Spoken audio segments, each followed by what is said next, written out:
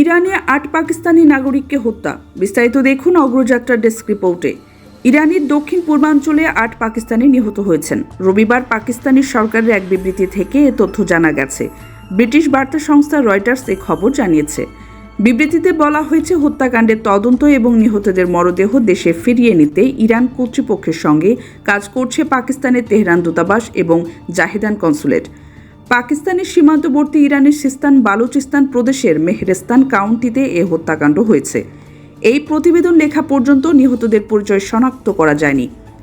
বিবৃতিতে আরও বলা হয়, তদন্ত সম্পন্ন হওয়ার পর হত্যাকাণ্ডের কারণ এবং মৃতদের পরিচয় প্রকাশ করা হবে। সশস্ত্র গোষ্ঠীগুলো দুদেশের সীমানা জুড়েই বিচরণ করে বেড়ায়।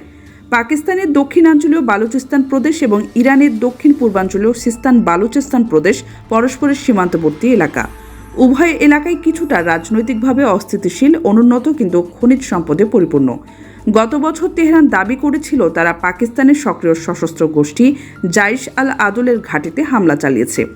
একই সময় ইসলামাবাদ জানায় তারা ইরানের ভেতরে বিচ্ছিন্নতাবাদী পাকিস্তানি গোষ্ঠী বালুচ লিবারেশন ফ্রন্ট এবং বালুচ লিবারেশন আর্মির ঘাঁটিতে পাল্টা হামলা চালিয়েছে। গত বছরের পাল্টাপাল্টি হামলা ছিল দুদেশের মধ্যে সীমান্ত অতিক্রম করে সাম্প্রতিক সময়ে সবচেয়ে আলোচিত হামলা।